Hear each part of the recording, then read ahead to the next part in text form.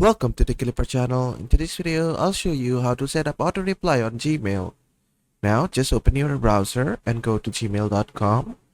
From here, just click on the gear icon, which is for settings. Then click on see all settings. From here, you need to go to the template section. And to do that, just go to advanced. And in here, you'll find templates. Just enable templates and click on save changes. Then just wait. Then just click on compose. Then in here you can set a subject, and this is gonna be the subject of the auto reply. Just set anything in the subject, and you can set anything in the message body.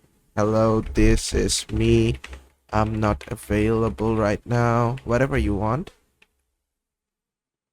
And after that, click here on the three dot icon. Then click on templates. Then just click on save draft as a template. Then just click on save as a new template.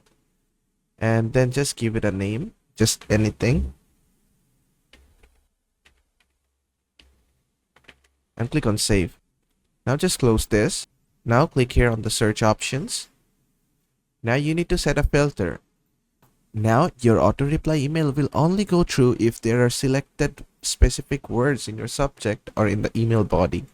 So it could be support, or it could be help desk, something like that. If your email has one of these, then the auto reply will send the email for you. You can also select other filter options. I'm just gonna select this too, and then just click on create filter.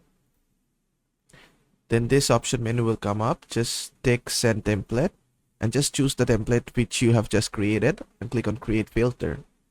And from now on, if anyone messages you with help desk or support query, then your auto reply email will go through to them. So that's basically how to set up auto reply on Gmail.